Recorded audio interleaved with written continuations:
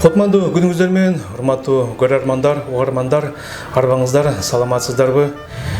Мынакей жаздагы жадырап күн чыгып келе жатат. Баарыбыздын психологиялык маанайыбыз көтөрүлгөндөй, эжеке көтөрүлгөндөй. Анан бирок мынакей жазга жараша адамдын баягы жан дүйнөсү да өзгөрүлөт экен. Баарыбыз жаратылыштын балдарыбыз дейбиз.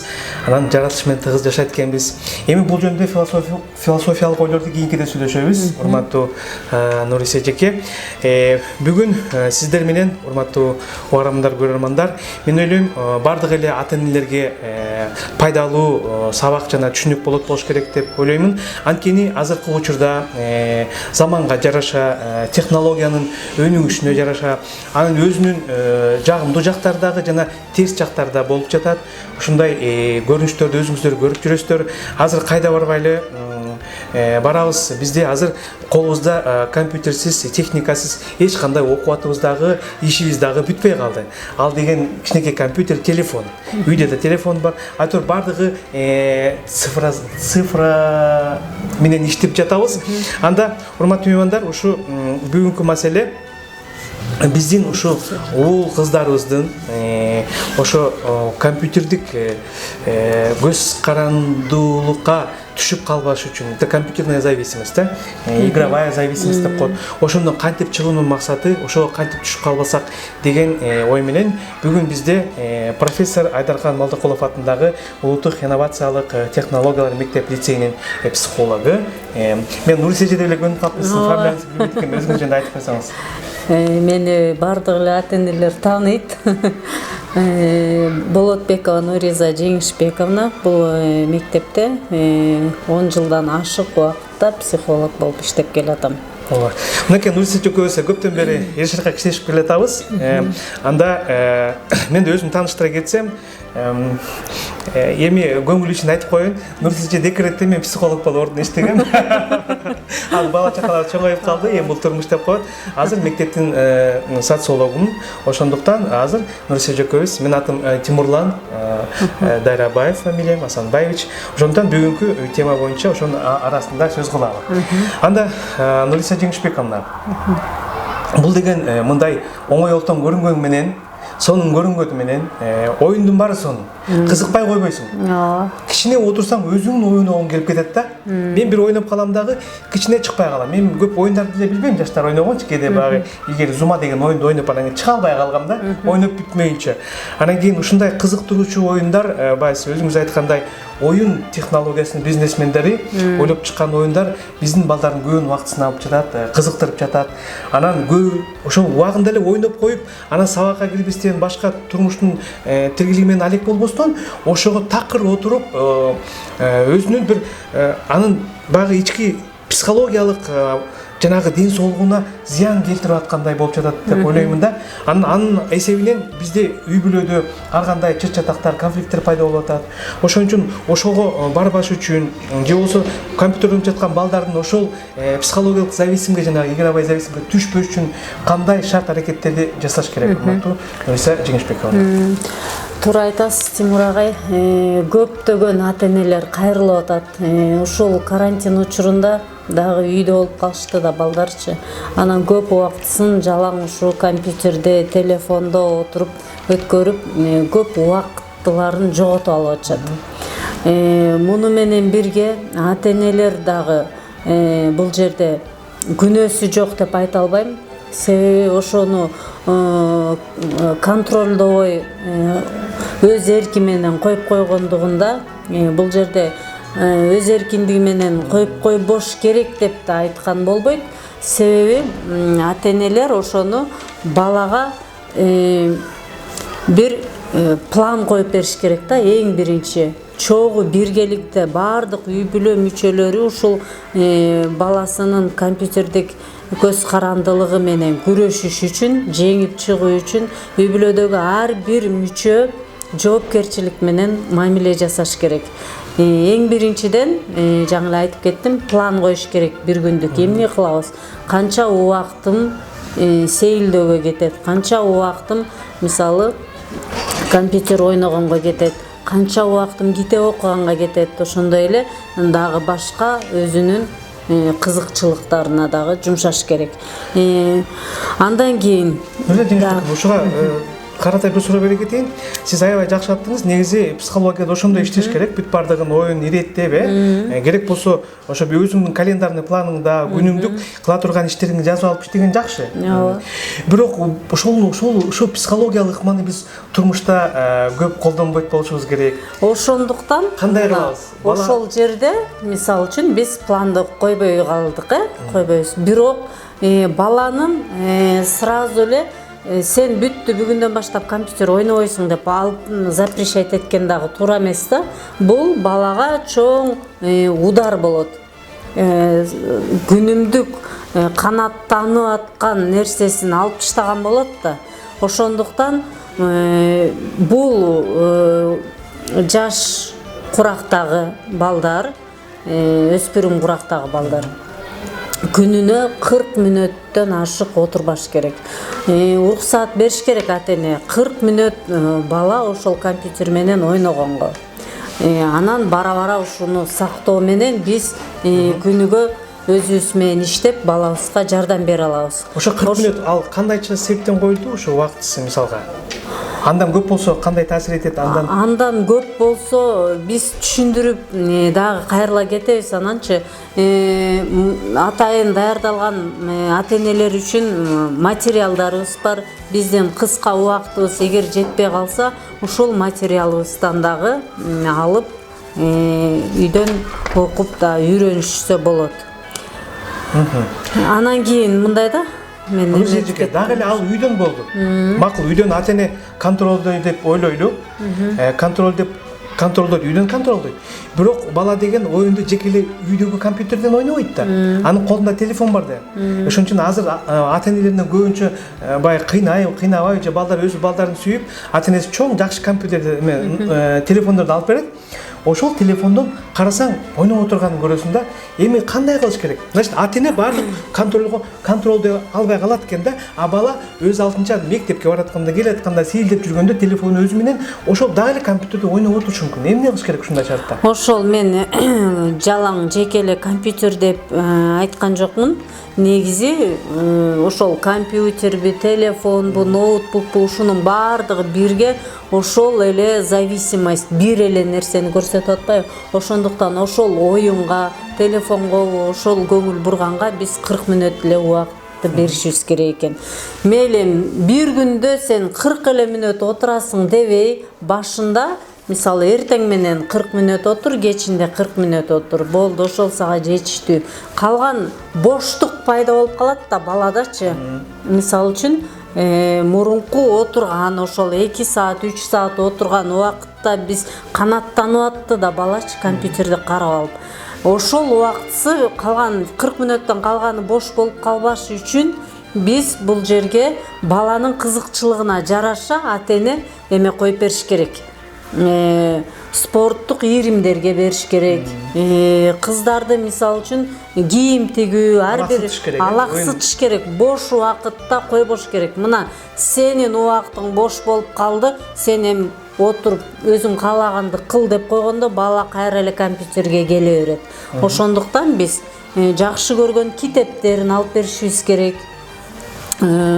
Ошол убакытты бош калтырбашыбыз керек да. Анан дагы мен себептерин айтып кетким келип атат. Бул жерде жана башында айтып кетпедимби? Баланын компьютерге көз карандылыгынын себеби бул ата-энеде болушу мүмкүн деп айтып кетпедимби?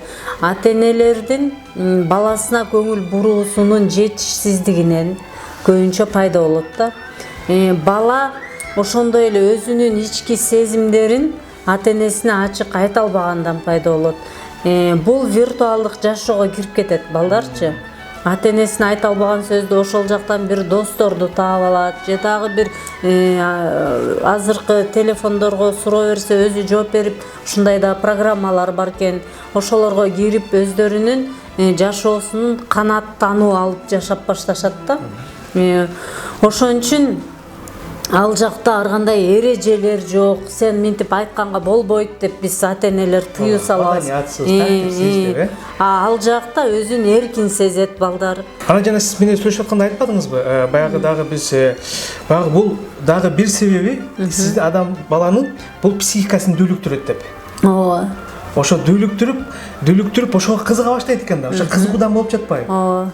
Кызыккандай ал нерседен чыгыш болуп калат экен. Ана жанагы Нурсия Жеңишбековна оюндун дагы түрү бар экен. Мына оюндун дагы түрү бар экен. Ошол эми илгери бизде болчу эле баягы машина айдамай. Эсиңиздеби? Шаарга барып тыйын сала алган машина айдап ашырек. Эми андай оюндар деле азыр бар. Бирок азыр кээ бир ушундай оюндар бар экен. Баягы согуш оюндары. Бир оюндун аты билбейм. Эми биз билишибиз керек эле. Балдар ойногон оюндардычы. Counter-Strike дейби билбейм. Атышмай, өлтүрмөй, саймай. Эми ошол оюндардын таасири кандай балдар? Ошол оюндардын таасири албетте бул жаман. Терс таасир, жаман деп мен туура эмес терминди алып алдым. Терс таасирин берет. Агрессивдүүлүктү жогорулатат. Бизде мына 1 жыл бою жашообузда болуп көрбөгөн карантин учурда онлайн сабак дегенди биз көрдүк. Ушул убакта баардык үй бүлө мүчөлөрү үйдө гана болуп атышты, сыртка көп чыкканга болбойт. Ошондо балдардын физически чыгара турган энергиялары агрессивдүүлүк менен көрүнүп атты да кээ бир үй бүлөлөрдөчү.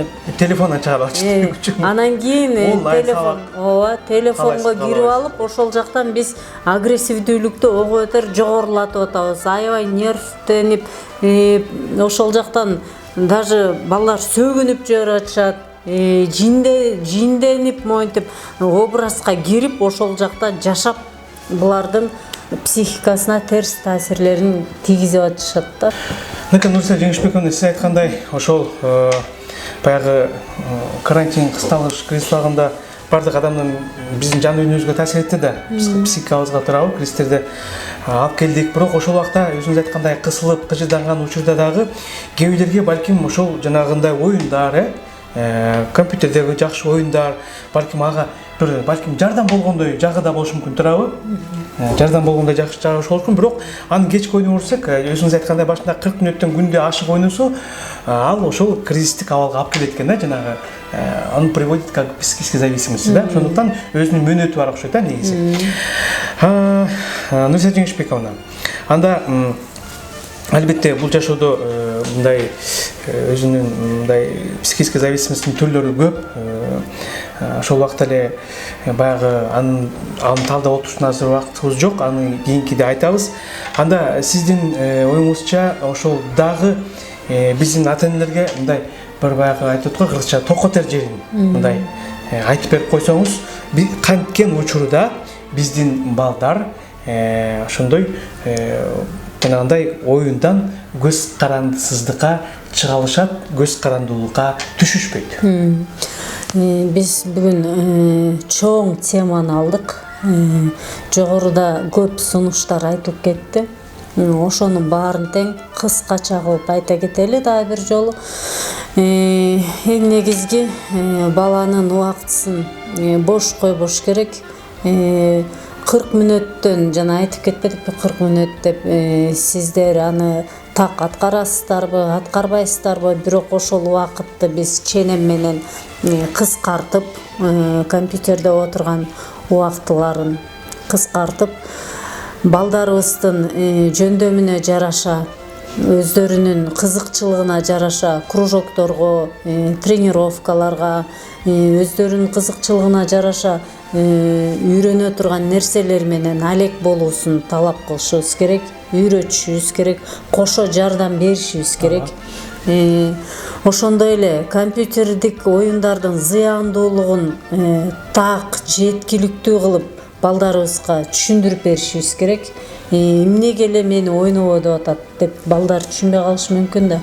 Ошону биз туура так жеткиликтүү кылып балабызга түшүндүрүп беришибиз керек. Жаш өспүрүм бала болобу, чоң адам болобу, компьютердик оюндан дейге эле көз карандылык деген нерседен өзү жалгыз чыгып кетүү өтө оор болот. Ошондуктан биз баардык үй бүлө мүчөлөрүбүз баарыбыз тең ошол балага жардам беришибиз керек.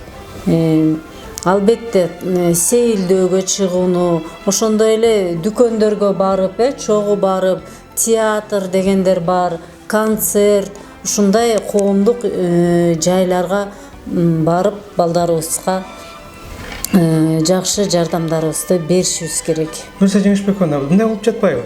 Эми биз кичмагы оюн ойногонду билгендерге биз айтып атабыз. Эми азыр байкасаңыз, кичинекей балдардан бери 1 жаштан үйдө керек болсо ага чейин телефонго жабышып алып чыкпай, буга бирок эми алар бала көргөнүн кылат дейт, как бы ата-энесинин как бы подражать своих родителей. Анан бирок кээде ошол биз балдарыбызды кичинекей ата-энелер үйдө жумуш көп да, тиргийлик деген бар. Анан балам бизге тоскоол болбосун деп туруп, телефонду коюп, мультфильмди берип коюп атабыз. Анан ошо сиз жана башында айткандай, ошо биздин балдарыбыздын жанагындай оюндарга, телефонго ушундай көз каранды болушуна ата-энелер дагы себеп болуп калат деп айтпадыңызбы? Мына ошондуктан эми мен ойлоп атам, азыр сиз сунушту айтып болушуңуз керек, ошол бала чоңоет эртең эле. Ошондуктан ушу кичинекей балдарга дагы ошо телефонду көп бербөөнүн кантип бербейт, чаң сала башташты, кыйкыра башташты. Ошо айтылып кеткендей эле туура айтып атасыз. Ата-энелер өздөрүнүн тынчтыгы үчүн ошо баласынан өзү менен отуруш үчүн колдонулуп калды бул нерсечи көп жерлерде. Ошого өзүңүздөрдүн эркиңиздер болуш керек. Балаңыздар менен иштөөгө, балаңыздарга көңүл бурууга убакыт бөлүү менен бул жерде сиздер өзүңүздөрдүн балдарыңыздардын келечегине чоң жардам берген болосуздар. Мына ошондуктан сиз эртеп аябай айттыңыз. Ушул ата-энелер өзүбүз ошону мүмкүн бербей, өзүбүз эмнеге көндүрсөк анан кийин ыйлайбыз кайра өзүбүз, туурабы? Өзүбүз берип койдук, телефонду алып беребиз. Мынакей керек болсо жаңылыктардан угуп жатасыздар, баягы күнү болгон экен, чынбы калпы, эми чын эле болуш керек, баягы баланын көзүнүн кан тамырларына доо кетиптир. Анан ошол компьютерде көп отурганда бала, көп ойноп отура берген, керек болсо дагы бир жаңылыктарды уккам, ошо бир чоң эле киши компьютерде кечке ойноп атып, чоңдорго да оюндар бар да. Ошол 1 сутка ойногон экен, кулап түшүп эле жан бериптир. Мисалгачы, байкаңыздар, бир жагынан билинбегени менен мунун өтө коопсуздугу, коркунучу чоң экен. Мен жаңы эле кыскача айтып кетпедимби? Ошол зыяндуу жактарына кирет да, компьютердин зыяндуу жактарынан эмнелер жабыркашы мүмкүн ден соолукка. Ошонун баарын тең биз балдарга түшүндүрүп айтып берип, жеткиликтүү кылып түшүндүрүп беришибиз керек да. Андан кийин ошол ата-эне өзүнүн тынчтыгы үчүн берип атат балдарды. Андан тышкары дагы биздин жашоо үчүн күрөшүп, күндүз кечке үйдө болбогон ата-энелер бар да. Эртең менен кетет жумушка, кечинде келет, баласын эмне кылып атканын да билбей калып атпайбы? Ошол убакта дагы биздин балдарыбыз ушинтип компьютерге кирип кетип атышат. Ошондуктан биз балабыздын жакшы өсүшү үчүн ишеним көрсөтүшүбүз керек да. Эң негизги ишеним, мен сага ишенем. Сен бүгүн мынча мүнөт муну жасайсың. Мүнөт болбосо дагы сен мына иштерди аткарып коесуң. Сен бул сабагыңды окуйсуң. Бул жака барып келесиң, үйдөгү мына иштерди аткарасың деп биз күнүгө ишеним көрсөтүп, ошондой эле балабыздын жакшы сапаттарын дагы эске алып күнүгө айтып турушубуз керек. Ошо менен биз азыр отурсак көп темаларыбызды алып чыга беребиз. Убактыбыз кыска болуп атат. Ошондуктан жанагы мактоо менен биз өзүн баалоосуна кетип калышыбыз мүмкүн азыр. Өзүн баалоо үчүн дагы өзүнчө бир тема кылып отурабыз. Ал боюнча дагы өзүн баалоонун кандай таасирлери жашоодо кандай таасирлери бар экенине дагы токтоло кетебиз эмки чыгарылыштарыбызда. Анда Нуриса Кеңешбековна, андай бул ата энелерге кайрылуу болуп жатпайбы? Ошондуктан эми баягы психолог катарында мен азмаз социолог, азмаз философ катарында дагы мен бир анда сиз менен кошо сунушумду айта кетсем, эми мынакей урматтуу ата энелер, бардыгыбыз биз каалайбыз ошо балдарыбыздын бакубаттыгын, ден соолугун, баланын ден соолугу, баланын бактысы, ата эненин бактысы деген сөз бар. Бала биздин келечегибиз дейт. Ошондуктан биздин келечегибизге, биздин бактыбызга, биздин кубанычыбызга, биздин балдарыбызга, бөбөктөрүбүзгө мындай биз кичине ата эне баарыбыз деле жакшы көрөбүз, баарыбыз деле сүйөбүз балдарыбызды. Бирок толук деңгээлде анын жашоосун биз контролдой албай калып жатабыз, туурабы? Эркелетип сотко алып беребиз, компьютер алып беребиз, бошко берип коебуз сүйгөнүбүздөн. Бирок ошол телефон, компьютер биздин эркиндикти көп көчөгө бергенибиздин дагы бир себептеринен башка нерсени үйлөнүп алышы мүмкүн экен да. Ошондуктан мына Нуриса Жеңишбековна айткандай мен дагы толук кошуламын. Ошондуктан өзүңүздөрдүн балдарыңыздын ден соолугу үчүн, психологиялык, жан дүйнөсүнүн ден соолугу үчүн сиздер жакшыраак кам көрүшүңүздөр керек. Кичинекей балдарга сотканы көп бербей, балдарга дагы бербей, балдар бир нерсени албаса ошону жасабай калат. Айтсак ыйылдап чыйдап барып көнөт. Көнбөскө аргасы жок. Ошондуктан урматтуу ата энелер, ошо балдарыбыздын эң биринчи ден соолугу жана психологиялык жагымдуу абалы үчүн сиздер дагы жакшылап кичине көңүлдү катуураак бөлүшүңүздөр. Албетте турмушта көп тиричилик, иштеш керек, тигиш керек, миш керек, бирок ошого карабастан эми баары кечинде үйүбүзгө келебиз да. Ошондо жок дегенде бала менен сүйлөшүп, мен ойлойм, ошо бала менен көбүрөөк мамиледе болуш керекпи деп, бала менен көбүрөөк мамиледе болуп, сүйлөшүп, баарлашып, анын оюн угуп, анын мындай чыгармачылык жолго түртүп, ошол эле билбейм, сиз айткандай спорт дедиңиз, дагы бир алаксууларга, жаратылышка сейилдөө, тоого чыгуу, ошондой эле дагы балким музыкалык инструменттерге үйрөнүү, мисалга, өзүнчө бир китептерди дагы бир нерсени изилдөөнүн үстүнөн балага бир кызыктырып койсок, балким ошол телефондун дагы оюндардын зыяны тийбейт беле деген ой бар да. Бирок эми бул телефон жакшы, мунун жакшы жагы да бар, жаман жагы да бар. Интернеттин жакшы жагы да бар экен, жаман жагы да бар экен. Ошондуктан биз жакшы жагына, эгер ойносо дагы аны адамдын ички аң сезими логикасын өстүрө турган интеллектуалдык оюндарды бир аз көзгө зыян болбогондой ойноп турса деп сиздерге сунуштай кетет элек. Анда сөздү дагы кортундап калуу тилек айтып койсоңуз. Калуу тилек айта кетели. Урматтуу ата энелер, окуучулар, сиздерге эң биринчиден үй бүлөңүздөргө бакубат жашоо, бактылуу жашоо каалайм. Окууларыңарга ийгиликтерди каалайм. Эң негизги бул жерде ата энелерге кайрылып кетет элем. Эң негизги бул бала 5ке окуйбу, 2ге окуйбу, 3ке окуйбу, 4ке окуйбу. Эң негизги баланын психологиялык ден соолугуна көңүл буруш керек. Ийгиликтүү адамдардын баардыгы эле отличниктер болгон эмес да. Ийгиликтүү адамдар бул психологиялык ден соолугунун жогору болгондугунан ошо ийгиликтүү адамдар чыккан да. Буга дагы өтө чоң тема болуш керек. Өтө чоң тема, өзүбүз деле окуп кеткендей, мисалы Эйнштейн, мисалы үчүн отличник болгон эмес. Көп эле улуу адамдар, ийгиликтүү адамдардын булар өздөрүнүн инсандык сапаттарын жогору кармап, өздөрү менен психологиялык ден соолугуна көбүрөөк көңүл бургандыктан ушундай даражага жетишкен. Сиздерге да каалайм, балдарыңыздарды ийгиликтүү адамдар болушун каалайм. Чоң рахмат Нуриса Жеңишбековна, дагы ой келип кетип атат, эми ойдун артынан ой чыга берет да. Ошол эле ийгиликтүү адам, ушул чоң биздин асыл акылман адамдарыбыз эми ушул ал убакта эми компьютер жок эле да. Телефон жок эле. Алар ойносо дагы башка ой менен алек болот эле. Ат менен өзүңүздөр билесиздер, багы биз эми көбүнчө улуу ата энелер багы көчөдө эле ойночу элек, көчөдө эле ойноп, тигин ойноп, телефон деле билбейт элек. Ал убакта китеп окубаска айла жок элек. Ошол компьютер болсо деле ийгиликтүү адамдар, мисалы үчүн эмне үчүн троечниктер, двоечниктер чыккан, алардын дагы өзүнчө психологиясы болот да. Алар өздөрүнө керектүү гана кызыкчылыгы менен иштей турган, өздөрүнүн жөндөмүнө жараша гана.